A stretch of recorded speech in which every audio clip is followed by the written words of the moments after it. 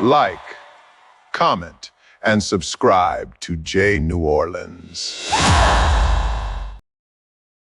Hello, it's me. Anyways, there is something quietly destroying lives, and it's not poverty, it's not politics, it's not even bad luck. It's unawareness. Unawareness is expensive. It costs people their health, it costs people relationships, it costs people opportunities, it costs people money, it costs people safety. Sometimes it even costs people their lives. And what makes it this even more concerning is not just how unaware people are, it's how unreceptive they are to learning. Like legit, you will see someone in a situation that they're handling completely incorrectly and it will lead to disaster. And when you warn them, they get offensive with you, which makes people tend to not want to warn people. And unfortunately, you just have to watch the train wreck happen. We live in a world where advice is mocked, warnings are ignored, experience is ridiculed, research is dismissed, and then people wonder why life is hard. Meanwhile, entire industries profit from unawareness. Salespeople, scammers, predatory lenders, hospitals with the hospital bills, and most people not knowing that you can actually negotiate your hospital bill. You don't have to pay the total that they send you in the mail. And also, funeral homes, fast food industries, subscription traps. Unawareness is one of the most profitable conditions in the world, especially with subscriptions. Gyms were the first people I heard of that really monetized off subscriptions because the whole point is that you have to cancel in person. And if you someone who joined in the gym and you give up going, if you have to cancel in person, then you're never gonna go there. But then many people don't know that when it comes to the gym, you can actually now pass an email over to them and they can cancel it that way. But a lot of the times they really benefit off the part that people don't know that. So, and if you have 100,000 people who have uncanceled gym subscriptions and it's $10 a month, that's $1 million a month they're getting for free. And unawareness is one of the most profitable conditions in the world. And the scary part, most people don't even know they're unaware. And the economics of unawareness with the hospital bills, credit cards, fast food drive-throughs, salespersons, it's not just psychological, it's economic. Entire industries exist because people don't know better. Consider this. According to financial literacy studies, only 57% of Americans are financially literate. The average American loses $1,800 due to lack of financial knowledge per year. That's just money. Now add health decisions, food decisions, relationship decisions, safety decisions, career decisions. The cost becomes enormous. Examples would be someone unaware of a credit score, the interest rates that come with the high credit score, and the interest rates that come with a low credit score, loans, and can pay tens to thousands more for the same car or home. Unawareness literally makes things more expensive. And why do people ignore financial, not even financial, why do people ignore advice? Psychology explains this clearly. There are four major reasons people ignore advice. Ego protection. Advice feels like criticism. When someone hears, you should learn this, they interpret you're doing something wrong. So they defend themselves instead of learning. And then it really cancels out the whole conversation because now the person who needs to grow and needs to learn, they're now spending their time defending themselves and depending on how defensive they get, the person who trying to help them might end up engaging in whatever little scuffle they want to have. And the next one is cognitive dissonance. I know this word is used a lot online, as many words are used online once it's mainstream. People dislike information that conflicts with their behavior or their beliefs. Someone eating unhealthy foods doesn't want to hear about the long-term health risks because it creates discomfort, so they dismiss the information. Or it can relate to religious, it can relate to ethnicity, it can relate to all types of stuff. It's so much and so many things that people carry that's outdated, because it's a family tradition, and the family tradition is not even a part of the family. It's just stuff that people in the era or their community was doing at that time, and it's just called a family tradition because it withstood the test of time and all of that other stuff. So it's like a lot of stuff that people still hold on to has already been proven false, or the narrative has changed, or they see that there's benefits doing things a different way. And with people with cognitive dissonance, they will die on the hill of whatever it is that they carrying from the old days, even though it's not working now. And those types of people really make it difficult for change, because when you get too many of those people together and they share the same belief, the person trying to help everybody, if it's one helper and 100 cognitive dissonant victims, then the 100 people will be led to believe that their mindset is correct because majority rules. And that's how humans think. And that's why it's very risky when you dealing with people, because being around people, especially too many people that's not on the right path, it can influence you, even if you someone successful. That's like you see so many of these people that become famous, and then they still hang around the people from the old days, and then they end up with the old ways. Yeah. Next one is emotional identity. Some people build identity around complaining, struggle, victimhood, chaos. Learning solutions will force them to change, so they reject learning. And also people who emotional identity is connected to chaos and complaining, those people do not know how to exist in a peaceful environment. They don't know how to exist in silence. They always have to find some type of stimulation or noise because they're used to that environment where the phone is always ringing, somebody's always banging at the door, you hear a dog barking like on the movies. Like you hear, it's always that type of drama. And what happens is when they're around their own type of people, they'll portray like they're tired of it, or they want to grow out of it, or if they want to do different things. But then when you put them in environments where it's more peaceful or people have more maturity to them, they always stick out like a sore thumb, because then they start to play the person that's the antagonizer and that's stirring up everything, because their brain is set for a certain stage. That's why certain people get stuck in stages, because they took the environment they grew up in, they took the environment that they're currently in now, and they imprinted in their brain that they will forever exist in that environment. So what that does is majority of the people never leave the environment. They don't even try to.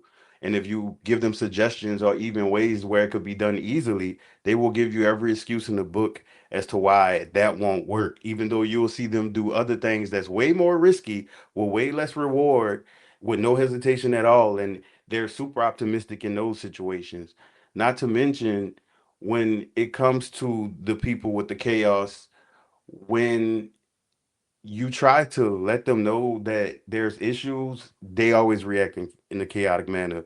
And even if your point is clear, they'll try to pick at random other things. They'll try to act like your tone, they didn't like your tone, even if you whisper into them. Because most people who try to emotionally regulate a chaotic person, you find yourself whispering when you're talking to them about anything that may, lead to a scuffle, just so the tone won't be a question, or you find yourself softening the words or even hesitating and withholding the information for extended periods of time until you get enough breath, or hoping that you catch them on a good day so you could tell them about it.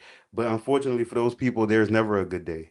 And for them, the fact that their brain placed them in that place, either they get stuck in that place, or when they go to new places, like if they, like how when the people get signed and they were living rough lives, they were ejected from out the rough life that they would have never naturally gotten out of, which is a good thing. However, what happens is they recreate that rough life everywhere they go, and that's why they are able, you see so many people, quote unquote, make it out the hood, put mama on, got mama a house, mama, and they end up in the same legal issues that they would have ended up with in the hood, because when it comes to emotional identity, people have imprinted in their brain that struggle is what it is, and they're not gonna sleep until they're dead, and all of these different slavery minded barbaric phrases that basically makes it sound like we were born on Mars where the atmosphere is just not sustainable for humans, and we all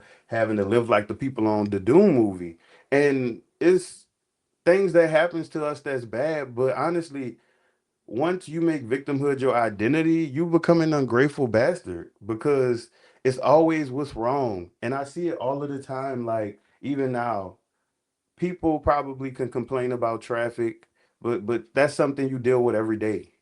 Like why are we complaining about things that we deal with every day that is not changing? It is different if it's worse and you never seen it like that before, but all complaining about things that we can't change does is add to the bucket of misery.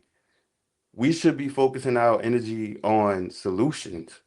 Like a real eater would be thinking about talking to the Department of Roads and Safety and Public Planning and all of that other stuff to see if maybe something could be done. Because a lot of improvements in cities actually happen from people speaking up because the politicians don't live in your neighborhood, you do. So it's like back to the number four, the Dunning Kruger effect. This is one of the biggest. People with less knowledge often overestimate their knowledge and underestimate experts. The least informed people can feel the most confident. And that is why so many people out there online that with their chest all the way up to the sky, legs to the moon, hopping comments or even post content would have information or misinformation totally and stand on it and will argue you down to the center of the earth behind the validity of this information that they just opened them cheeks up and pulled it out from.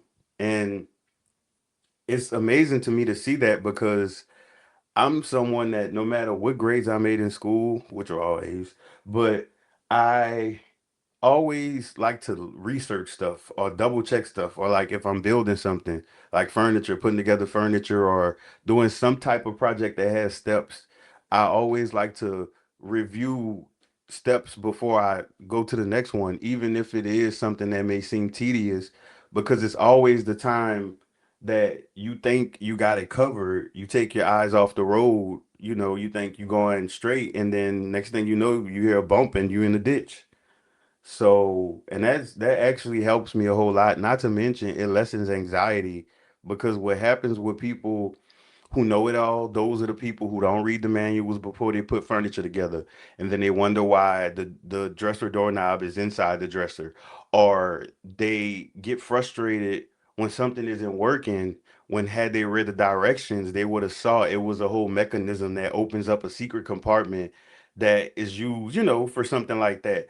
Or like people who feel like they know everything about cooking, but when they're trying something that they never cooked before, they think it works the way that other meals they've made work, and then they find out no. Like I can use that in many categories, but it's just not a good mindset to have. And I find in the workplace those types of mindsets are very common. And when it comes to those types of people, I really stay away from them because what ends up happening is if they don't get fired, because some employers love toxic work environments, so they actually keep people like that. If they don't get fired, what they end up doing is making such a huge error that the company has no choice but to let them go because it goes into the territory of legal, or maybe they harass somebody or just doing something that's inappropriate. But they were so headstrong because all of the other mistakes never really made too much of a consequence for them, so they just kept pushing forward. And then we're going to go to the third section, freeze response. Many people are just not aware they're frozen. Psychology calls this the freeze response. When overwhelmed, the brain avoids learning, avoids decisions, avoids change. So people stay in bad relationships, stay in unhealthy environments, stay in financial trouble, not because they want to, but because they feel overwhelmed. So they escape. This leads to excessive drinking, gambling, shout out to Offset, binge watching, social media addiction. Shout out to everybody who drives reckless these days. Overspending. They are not just bad habits, they're escape mechanisms. I also forgot to mention this is a no shame productions. anything being mentioned in these videos are to spread awareness only.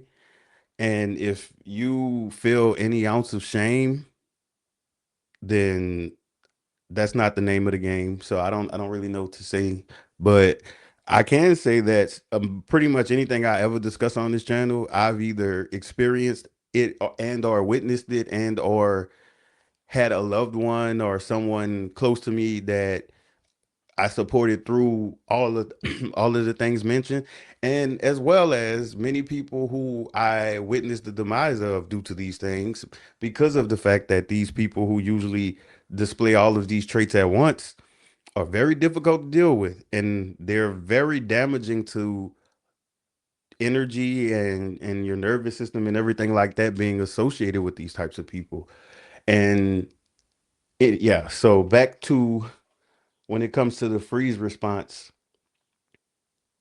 when this is why I make the connection of how important it is for, first of all, self repair, self understanding after you work on and start the process of repairing these old wounds and these unpacked, these still packed, that needs to be unpacked baggage that you carrying, because mental baggage is the same as physical baggage except in your brain. Like if you were to have 300 pounds of luggage at the airport, I'm sure you wouldn't be able to run for a flight if you needed to. And that's the same thing with mental baggage, carrying all of the different things of the past and not unpacking it at all, like not working through the emotions, pulling out the lessons, because you always have to pull out the lessons from everything, especially negative stuff. If anything negative is done or happens or you experience by yourself, a person, situation, you owe it to yourself to have a lesson from that. Because the last thing you need, because people tend to feel shame when things happen to them, unless they're a victim. Victims don't feel shame because they literally don't even, stuff don't even be happening to them. A lot of times with victims, it'll be a reaction of their action, but it'll be something that neutralizes them to a level where they're weakened, and then they'll cry out in pain as if they're a victim. But anyways, like when it comes to shame, shame it doesn't help anyone. And also when it comes to work, that is something that can stress you out and that can make it hard to think. Relationships, social circles, a lot of people are born into families that nurture them in a negative manner that makes them more comfortable with these abusive relationships, and that's why it seems like it's normal, but then you always wonder why you drain, or even lacking sleep consistently. Like if you have the opportunity to sleep, take it. If you have any sleep issues, talk to whoever you need to get that taken care of, because when it comes to that, and even the media, all of these different things that's consumed on social media that gets people upset, all of the different geopolitical things that kind of repeat themselves over and over, it's understandable to want to stay in the know about it. But I honestly believe that no one should be harming themselves with the deep emotional attachment y'all have for things that's completely out of y'all control, because all that does is make you more emotional. And that is why many people are not living in their purpose right now, because their life is just an emotional roller coaster.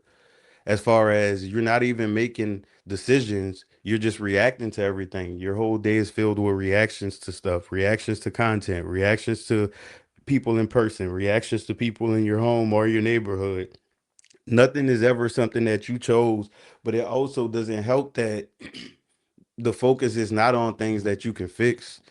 Like starting with stuff as small as making beds up, you making your bed up every day, or cleaning your room, making sure your filters are changed, or whatever you're responsible for in your life. Because I mean, if you're able to consume YouTube content, I would imagine you at least have a phone and a charger. So clean out your storage on your phone. Just do different things to show yourself that you're in control, because there are things that are out of your control, but what you do is in your control. Unless your body makes different jerks and reactions that you can't control, what you contribute to the world is in your control. And even in the midst of a lot of the bad news, unless it's something that's happening locally for you, there's usually things that you can still do. You can garden, you can babysit, you can walk dogs. Like it's so many different hobbies people can do. They even have science clubs and chess clubs for adults.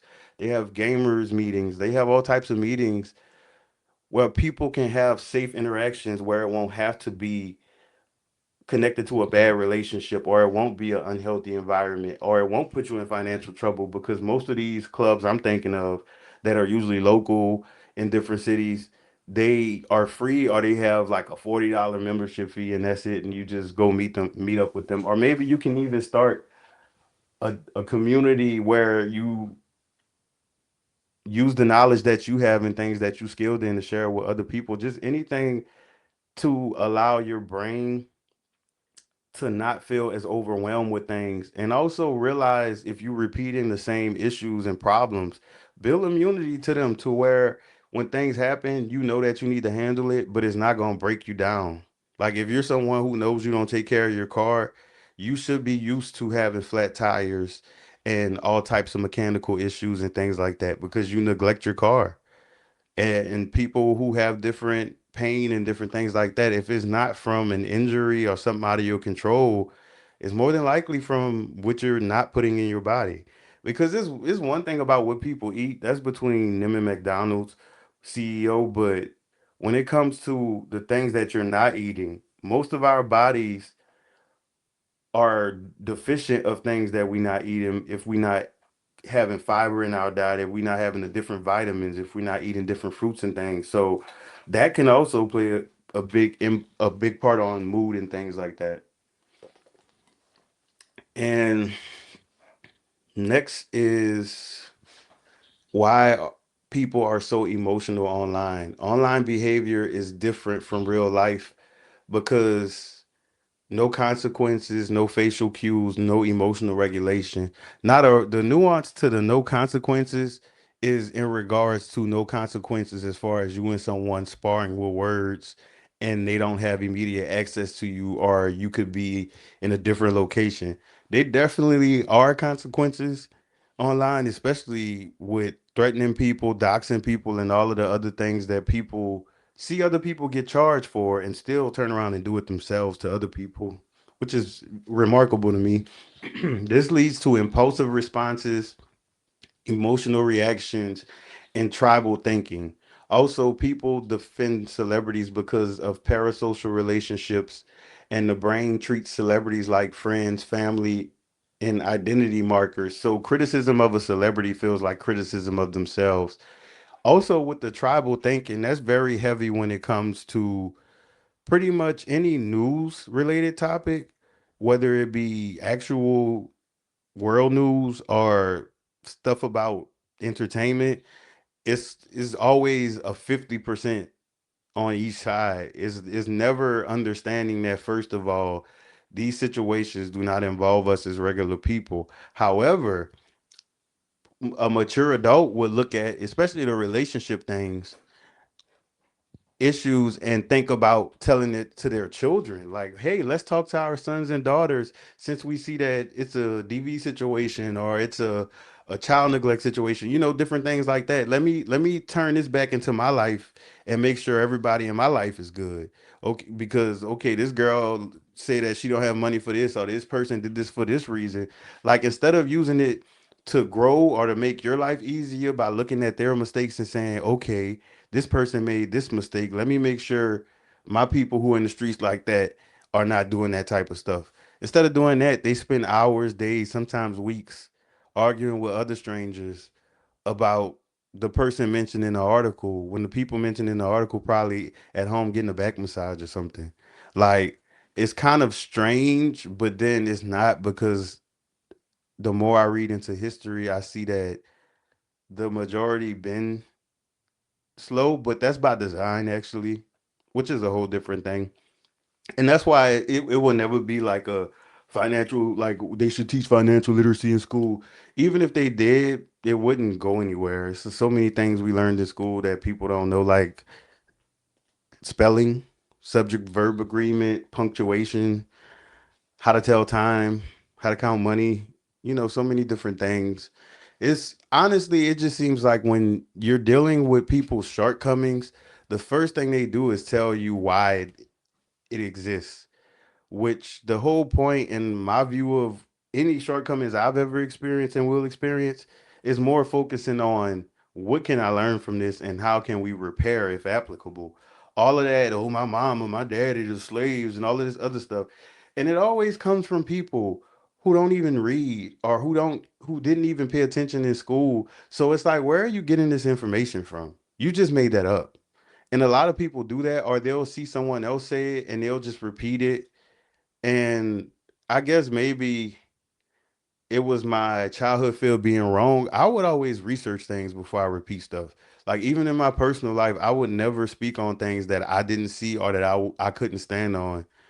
And it's funny to realize that it's more normal that people are liars. Like it's not even a odd thing. So my buckethead ass up here being Mr. Honest. But I mean, I'm still gonna be honest.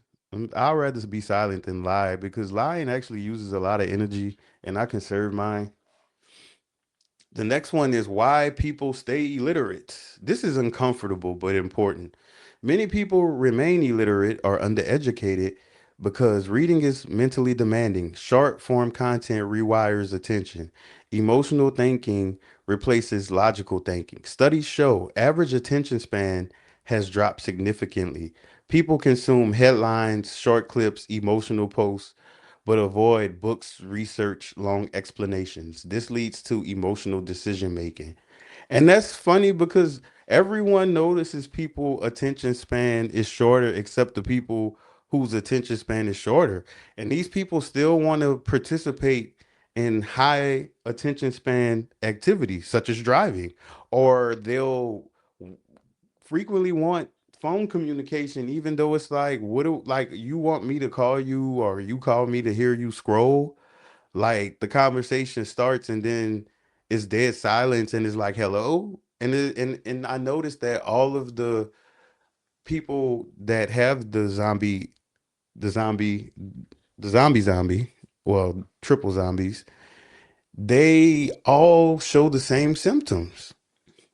So what we may be dealing with is a digital addiction, which is so crazy because we always heard about the ski slopes and all of the other stuff and people putting lighters under spoons, but in my experience people addicted to cell phones can get a little bit rowdy, like they're on hard hard white too, especially when it comes to the people who walk publicly looking down, and then they'll either almost bump into you or they'll trip or something. When they look up from the phone, they looking like a hyena trying to protect his food is eating, and they heard the bushes rustle a little bit.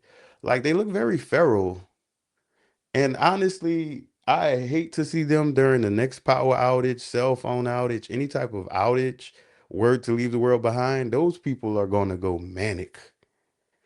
And they are so codependent on technology that it's actually scary for them.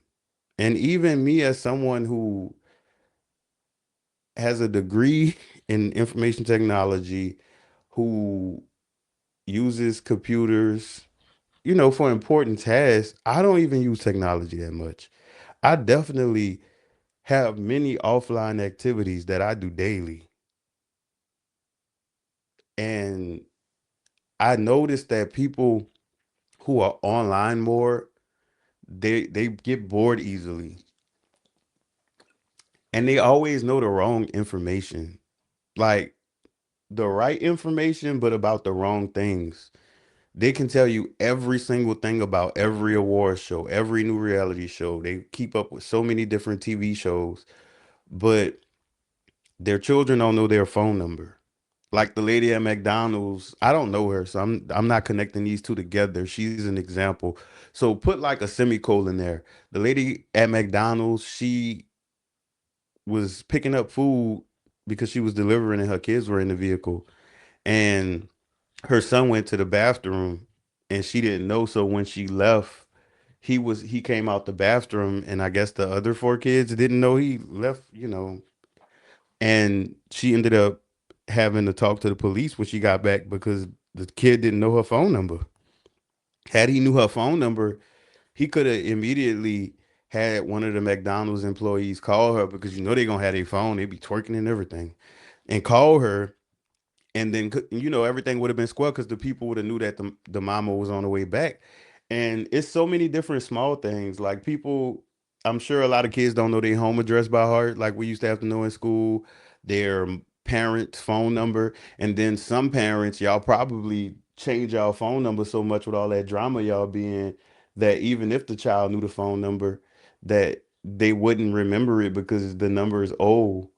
And also, it's just important to like think of things, especially when you see it on the news. Like if you see a child, if something happening to a child, since you on the news all day, like keep that in mind. Talk to your people. Tell your people to check on their children. Or like if you see stuff about pets, let the people who want to buy pets, that they might not be suitable for it, because they be buying animals that's meant for outside and keeping it inside, and vice versa, or buying animals that's made for cold climates and living in 100-degree weather, not realizing, you could take out your pet.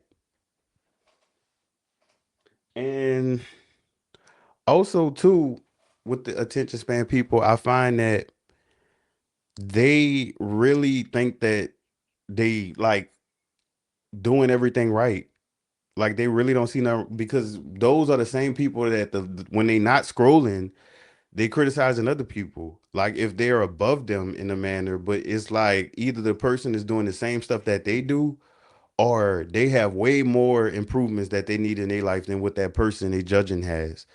And it's just like all these like from people being connected online together all day, it's given a false community effect. Like usually you are impacted by the people you're around on a daily basis because you're connected to them longer. Like you're communicating with your coworkers longer, you're communicating with your family longer. But now with these cell phone addictees, it's like they're communicating with the people online so much that they're starting to get their identity from them. That's why you seeing people from across the country with the same slang and the same outfits. At one point things were regional, but now with people being connected online all day, they mimicking everything they see, or they getting ideas. Like if it's a trend of people doing something crazy in one city, it spreads everywhere because people are online so much. Their brain is online. Their brain is not even around them anymore. That's how people can see a bunch of bad videos online and then feel like the world is going to end and all of this other stuff. Even though it's a beautiful day in their city, probably a rainbow, probably got a dove flying over a cloud, 1, 2, 3, release them, all of that going on. It's like all of these things are really connected. That's why when I talk about one, I'm always going to end up connecting it to something else because they all connect together. And even the impact on people, it's like you really getting jumped mentally because you getting tore up by what you see online. So that's weakening you. Then the habit of being stuck using the phone is actively putting your life in danger. If it's not behind the wheel, it's in public places, being unaware, and you can fall and hurt yourself, or somebody could be stalking you and you're not even noticing it. Or even the fact of all of the different things that it gets people to buy, or how it influences children, and the fact that so many people have given babies iPads when doctors and pediatricians scream, do not let them touch it, smell it before the age of 3.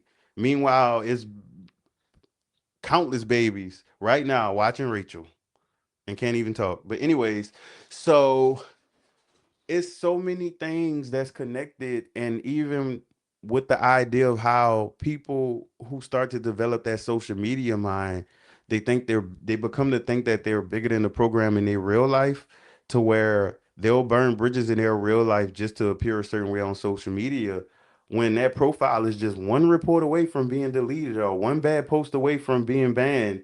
But you placing your whole life on this, like, and I definitely get it, but I don't. yeah, I don't like that's something that's just, that's not something that how people we say we gotta mind our business. It's too many dangerous habits that if we mind our business, eventually it's gonna take somebody we love out, and then it will be our business. And then what do you do then? In section 6, intelligent people don't know everything. Intelligent people are not people who know everything. They are people who pay attention, ask questions, research multiple sources, stay adaptable. They understand news is information, but also they understand emotional manipulation. They learn to separate facts from emotion, separate opinions from data. For me, that's always been a habit of mine, and that's something that I wish people could have understood in school. They always tried to place intelligence on the fact of having straight A's, which is an admirable achievement. But it's for me, I actually used to really feel embarrassed because most of the kids in my elementary school didn't make above a C. The class that everyone was guaranteed an A in was usually PE. But other than that, but for me, I've never like I used that word and told myself that when it came to doing things that required information, and then thinking that I could just skip a manual or skip research or things like that. And then I'm always curious, or like how when I see the news, I don't just see one source. I always look at all of the sources for the one article, because if you Google any news article, you will see between all of the publications how all of the headlines are used for manipulation from different angles. Some of them are in support of whoever, some of them are against whoever, some of them are using certain words that's going to make you want to click immediately to see what's going on, and then the rest of the story is not even any of that, because all of that's emotional. But when you look at it from an intellectual view, you wonder what's the point. Like when you ask why are they telling us this? Why? Because when it comes to as many secrets as these people keep, why are they sharing this particular thing? And then if you start to feel an emotion, that's when you realize, okay, you were that this was rage bait, or this was something to tug on heartstrings. This was a sympathy gatherer, different things like that. But those things that you have to believe first. When they tell you that everything comes from what's in your mind, it really does. And I find that when people have thought negative for so long, their brain is like matted hair. Like you gotta really work to either detangle it or you gotta cut it all off and start over again. Because they are so tainted and so jaded from so many failures and disappointments, and some of them they cause, but they just see it all as life being hard. So that just takes away the area that they could have took accountability. And then real world examples of unawareness. Walking with headphones in dangerous areas, posting personal information online. Whoo, wait, I forgot about that one. I'm glad I see. This is why I'm glad that I've started trusting the script and making sure that I keep my points, because I used to try to do everything off the brain and it worked well. However, I would drift off because again, this is a vehicle we in. That's why I always say stay seated and keep your seatbelt on. So, posting personal information online. How many incidents do we need before people see that that's a serious and risky thing? Especially for my hood rich people online. As hungry, y'all all quick to say how bad the economy is, right? Y'all quick to talk about street code, right? Y'all see all of these people, all these jack boys out. Why are y'all still flaunting online? That's a rhetorical question. I really don't give a fuck about the answer because I don't care in a sense, but the fact that this is an awareness sense and it comes from my humanity, I care in the aspect of awareness about it, but you know, as far as saying what you should or should not do, baby, I don't people can't tell me what I should or shouldn't do. So I'm never going to be the one to tell people what they should or shouldn't do when it comes to safe habits, as long as it ain't abuse. I think we all should agree against abuse, but sadly we don't. Anyways, not to mention how many more. famous people got to get hit up for y'all to realize how dangerous it is. Like if famous people not safe from the internet, why do you think that you're safe? Or for the people that's single, or the people that talk about all the different things about danger, or that cry over the war, why are y'all arguing with people and y'all have y'all job online, y'all have y'all kids' school photos, y'all posting pictures of y'all children while they still children, even with all of the news from the pedosteen files about how people were using school yearbooks to find children. But y'all don't even y'all actually are handing y'all family over, not even just the children, just anything that people usually chase after, like how people who jack houses usually have to scope the house out. No, no more, baby. They know that y'all on a carnival cruise because y'all posting every day y'all out there because you couldn't delay gratification. You had to post immediately while you out there and let the whole block know that you gone for a week because you on a 7 day cruise. And while you in Jamaica, they making off with all of your stuff in your house. Or even the people so excited about getting a new house. That is beautiful. But why are you telling a bunch of random strangers? Half of y'all people be depressed in real life. So that means that you feel alone in some certain kind of way, maybe, or maybe a chemical thing, or just whatever way you're feeling, and you feel comfortable enough to go to tell all of these random people. You don't have a strong enough support system to even tell people in the group chat. So why are you putting it online? Not to mention it's sensitive information. And half of y'all don't even be noticing the patterns of people with dangerous illnesses mentally. Not even the ones that maybe a family member may have. It's actually a lot of psychopaths out there. And some of them are social media content creators. And y'all can't even tell the difference of that. So the fact that y'all don't realize how dangerous the internet is, it's the equivalent of everything you posting, you putting it on your car so everybody on the freeway could see it. It's the equivalent of that because on the internet it's so many pages that you can just go and see a person whole family. You can know that they meet up every week, all of these different things. And a lot of y'all are making enemies online doing that, or a lot of y'all are people who a person that is online looking for their next victim will look and say, oh, I know all of this stuff about them. Or even the fact that y'all haven't caught on that places that have children, a lot of people who don't make sense why they work there, they be there for the kids. And it don't be until the person get arrested or 20 years later, somebody mama find out after 20 years of a person doing it. Like y'all really are distracted. When you think about how much attention people put on things throughout their whole day, think about all of the things that you or people you may know spend their time on all day. Most people nowadays that are online, usually it's online stuff. Like stuff that has nothing to do with their life, stuff that has nothing to do with their purpose. Every now and then they'll blurt out a goal. I want to lose weight. I want to save money. I want to get financially literate. Like, and then go back to being in the maze again. Like really, when I tell you them people, all of the marketing people and all of the people who peddle all of these things, they really ate with the way they got y'all locked. Like they don't even need the old slavery because the new slavery is fashionable. You could be a slave with a Prada bag. You could be a slave with some Jordan retros on. You could be a slave going to Dubai, but you don't even own your life. And if money stop coming in, you don't have anything left because you have been groomed into thinking that every time you get money, you immediately have to have a materialistic thing to match that. Even though the people that you give the money to for it, those people don't even live like that because they either get their stuff through endorsements, they write it off on taxes, they get it through business expenses, they pay their 401k through LLCs. They do all of the things that you can easily learn any day because it's free online now. They don't have a nigger blocker online where you can't go to certain websites for black people and learn different things. Like all of this stuff is there.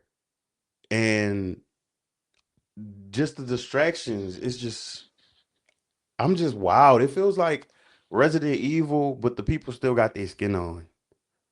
Like really, when I just look and see how lost and delusional people are. And some of them are even behind vehicles. Like I've seen people just drive over curves like if it was just a clear pasture and just keep going. Like, anyways, so section 9, how to become more aware over time. Steps 1, read consistently. Steps 2, observe patterns. Step 3, ask questions. Step 4, learn from mistakes. Step 5, research before decisions. Step 6, pay attention to consequences. Over time, you become calmer, more prepared, more adaptable. The only thing about the observed patterns is that you give the internet awareness and stuff, and then it turns into the Salem witch trial. Like once people learn stuff, they try to identify everything they see as that. Once they found out what ADHD was, any person that does anything too proficiently, oh, you must have ADHD. Or like with the whole sassy apocalypse. Like it's cute as an insult if you really insulting the person. It's not like, but the fact that anytime a man does stuff, that question is thrown around. And it's so crazy to me because it's like, dude, put y'all on game to tell y'all about y'all, man, and y'all try to make everybody else that. And it doesn't work that way. Habits like emotional, physical traits, it don't even work that way. Like y'all realize a lot of these men are raised in single homes. So if you're around women, you're gonna pick up their traits. And it's crazy that y'all end up being single moms, but y'all demonize men and their ways as which is a result of a single mom. Like that's so strange to me. But anyways, so final message. Awareness is not knowing about everything. It's about paying attention, learning, adapting, growing. Unawareness is expensive, but awareness is one of the most powerful advantages a person can develop. It really is, but it's just one of many. Like we should always be striving to develop different things of ourselves. And that's really how they got a lot of people, including younger me, was having us chasing external things. Chase money, chase the dreams. Which first of all, you can't chase a dream. You would have to sleep to dream, which is essentially telling you to sleep so you don't do anything in the physical world. But anyways, so it's like so it's like it's just I kind of pause because it sounds like somebody doing lawn work, which I don't think y'all should be able to hear that because of this microphone. But they really got everyone running after stuff that if you get yourself together, it'll start coming to you. And it sounds like bullshit. It does. It sounded like bullshit to me when I was working 2 jobs, and then every now and then would have to switch career fields when one was drying up and things like that. But the opportunities I had during those times would have been to get my mental health in order and, you know, remove a lot of inherited traits and ideologies that was holding me back. Because as long as I was chasing the money, I got to the money, but I couldn't keep it because wasn't financially literate. I also was still holding on to the tribal mindset that we raised to be hood rich, and because of being related to people like that, be working with people like that, like my whole environment was surrounded by that. It really wasn't into the offshore era where I broadened my horizons and was around consistently around people from different walks of life with open minds, and was able to see, okay, someone from a different country with strict religious rules is open-minded enough to understand this and this, but people from the country I'm from that was enslaved at a certain point, and then the other people had a whole potato famine at some point. Both of these people can't understand, So yeah, it's just, I would say, think about what's the biggest issue you have that could be fixed. Not anything that's out of your control, but and then from there work on that, or actually think about the smallest issue you can fix. And start small, because the more completion you do, your brain is going to start seeing you as a reliable person. Because the more you let yourself down, Your brain knows. That's just like when people give you good advice and you reject it. Your brain knows that that advice was right, but your ego is the one that rejected it. So it's so many different layers to existing as far as mental, emotional, spiritual, and all of these different things. And even though there are different layers, when you're in trouble, all of those layers are interrupted. And that's why life can feel so thick and heavy. And when bad things happen, people get a little bit of excitement, not happy excitement, but like a rush excitement, like I told y'all, like, oh Lord, another thing, because it's you reinforcing a, an identity that you painted in your head. When you look at the world like that, you may not have verbalized it, but when you look at the world like that, your brain is in failure mode. It's literally set to, instead of everything you touch turn to gold, everything you touch is not never sold because it turned to dust. It really is real. And whatever your religion or lack of religion, whatever you believe in, or something that you can find historically or scientifically or philosophically that you can resonate with, use it. Use whatever you need to do to get you to where you need to go. Don't be letting stuff hold you back from that. Don't let the idea of religious psychosis have you calling everything demonic and you don't try yoga or you don't try therapy or different things like that because you thinking you can pray away everything. And that's insanity because any book, any religious text or spiritual text will tell you that you have to do the work as well. So whoever out there be praying for stuff and don't be doing nothing, baby, I don't know what you practicing, but it ain't what you think you're practicing. Anyways, nevertheless, always be your best. And if you feeling the way, get it off your chest. But just do it in a respectful way. And also check yourself before you do that. Like compare scenarios. Maybe you might have done it before because some people be so big in main character mode that they'll flip out on something that they probably do every day to other people. And then when the person try to tell you that, like, hey, I thought we were in Kansas, Dorothy, then it's harder to hit that if you upset in the moment. But yeah, this is it.